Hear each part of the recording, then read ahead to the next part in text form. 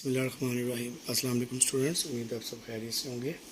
जी, question number 3 हमारे पास है। कह रहा है an investors return R x in rupees after investing x thousand rupees is given by quadratic expression. हमें एक क्वाड्रेटिक एक्सप्रेशन दिया हुआ है और उसके अंदर वो कह रहा है कि इन्वेस्टर ने जो है वो पैसे इन्वेस्ट किए हुए, ठीक है। तो उसमें हमें वो बताएगा कि कितने पैसे हमने उसे बताने हैं कि उसने कितने पैसे इन्वेस्ट किए थे, कि जिसके ऊपर उसका जो रिटर्न है वो हमारे पास क्या आ रहा है, ज़ीरो आ रहा है। ये हमारे पास +6x - 8, ये उसने हमें एक एक्सप्रेशन दिया हुआ है, क्वाड्रेटिक एक्सप्रेशन दिया हुआ है। Factorise the expression, find the investment level that results in zero return. उसने क्या इन्वेस्टमेंट की थी कि जो उसका जो रिटर्न है वो जो है वो ज़ीरो आ रहा है, ठीक है। तो ये हमारे पास एक एक्सप्रेशन उसने दिया हुआ है, इसको हम सॉल्व करके देखते हैं। हम इसको सेट कर देते हैं या लेट कर लें। लेट किया हमने कि जो उसने हमें आर एक्स जो उसने इन्वेस्टमेंट की थी वो जो है वो ज़ीरो के इक्वल है। तो इट्स मीन ये हमारे पास क्या बन जाएगा, -x² + 6x - 8 is equal to zero बन जाएगा, ठीक है। अब हम इसको सिंप्लीफाई कर लेते हैं। मैं इसमें से पहले माइनस कॉमन ले लेता हूँ क्योंकि यहाँ पे माइनस आ रहा है। माइनस कॉमन लेके तो सारी साइन चेंज हो जाएंगे। x² -6x + 8 is equal to zero आ जाएगा। अब मैं इसकी मिड टर्म ब्रेकिंग कर लेता हूँ। मिड टर्म ब्रेकिंग में हम क्या करेंगे कि पहली और आखिरी वाली वैल्यू ऐसे ही आ जाएगी, +8। और अब हम क्या करेंगे, दो नंबर ऐसे आने चाहिए जिनको मल्टीप्लाई करें तो हमारे पास 8 आना चाहिए और प्लस माइनस करें तो हमारे पास क्या आना चाहिए, 6 आना चाहिए, ठीक है। तो वो हमारे पास ऐसे बन जाएगी क्योंकि यहाँ पे माइनस आ रहा है तो मैं -4x - 2x इसको हम ले लेते हैं क्योंकि 4 टू द क्या हो जाएगा हमारे पास 8 हो जाएगा, ठीक है। और जब इसमें को माइनस प्लस करेंगे दोनों को तो माइनस का 6 आ जाएगा। तो मैं यहाँ से x कॉमन ले लेता हूँ। x - 4 बचा और यहाँ से मैं -2 कॉमन लूँगा तो ये 2 -2 4 द 8 इज इक्वल टू हमारे पास क्या आ जाएगा, ज़ीरो आ जाएगा। अब ये दो दफ़ा आ गया, इसको मैं एक दफ़ा लिख दूँगा, x - 4 and x - 2 is equal to zero आ जाएगा हमारे पास। अब इसको हम अलग अलग करें, x - 4 is equal to zero and x - 2 is equal to zero आ गया।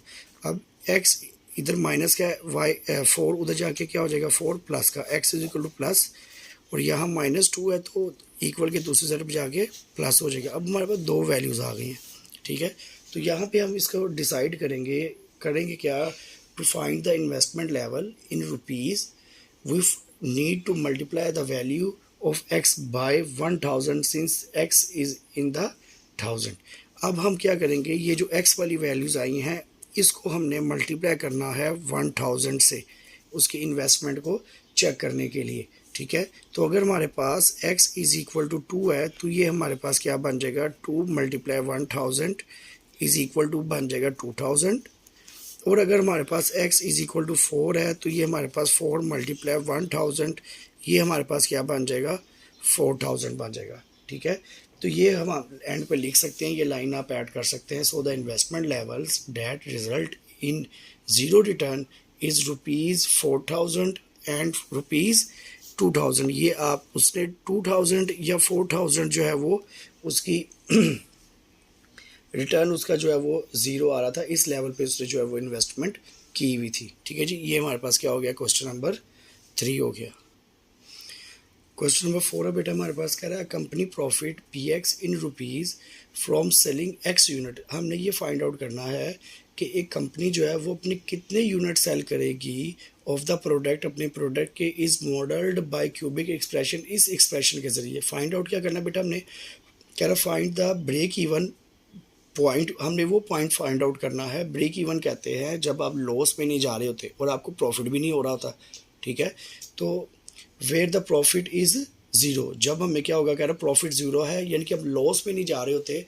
तो ये कह रहा है कि आपने कंपनी की फाइंड आउट करना है कि हम कंपनी के कितने x यूनिट यानी कि कितने यूनिट जो है वो सेल आउट कर देंगे, जो कंपनी जो है वो फिर ब्रेक इवन पे आ जाएगी, उसको लॉस नहीं होगा। ये हमने जो है वो फाइंड आउट करना है। तो इसके फाइंड आउट करने का तरीका बेटा, हमारे पास ये एक्सप्रेशन उसने दिया हुआ है, px is equal to x³ -15x² + 35x - 125। अगर इस एक्सप्रेशन को आप देखें तो ये हमारे पास फॉर्मूला बनता है a - b के होल क्यूब का, ए माइनस बी के होल क्यूब का जो है हमारे पास फॉर्मूला, क्योंकि ये भी माइनस है ये भी माइनस है, ठीक है।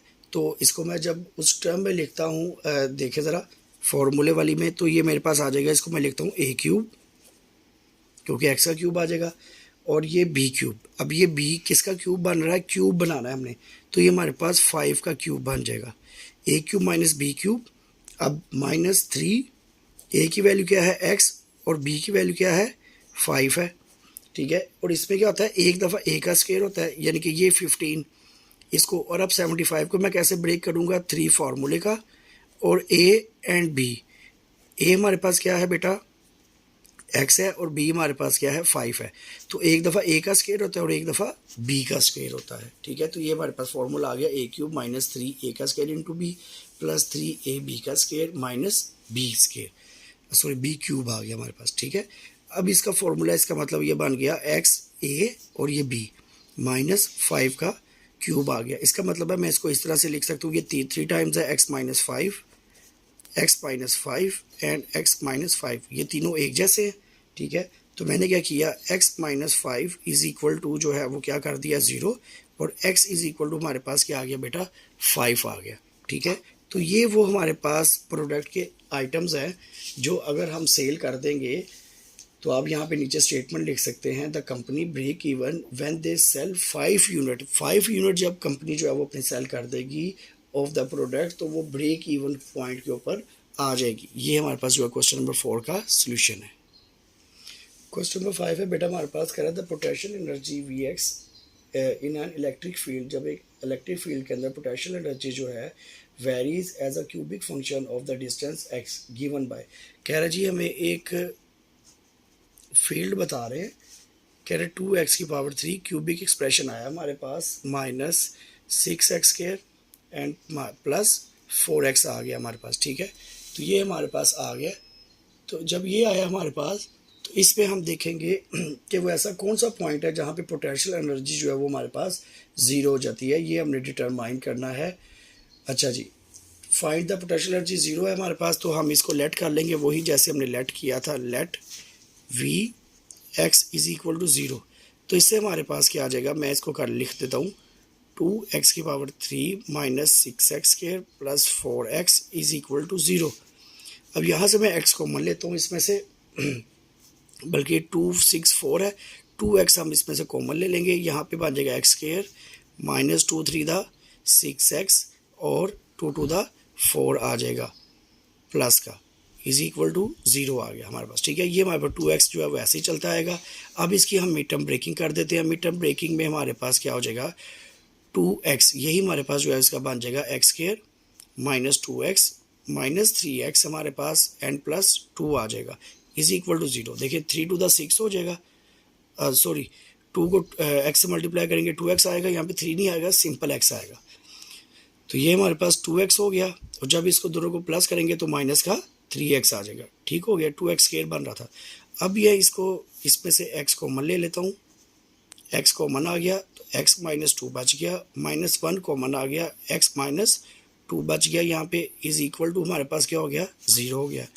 अब यहाँ पे ये 2 दफ़ा लिखा हुआ था, मैं इसको कर देता हूँ x minus 2 and x minus 1 is equal to 0।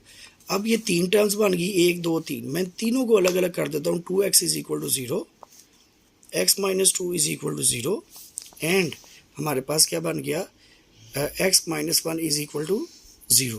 अब मैं इसका आंसर निकाल लेता हूँ, 2 यहाँ मल्टीप्लाई हो रहा है, x के उस तरफ जाके डिवाइड, और आंसर क्या आ जाएगा 0 आ जाएगा।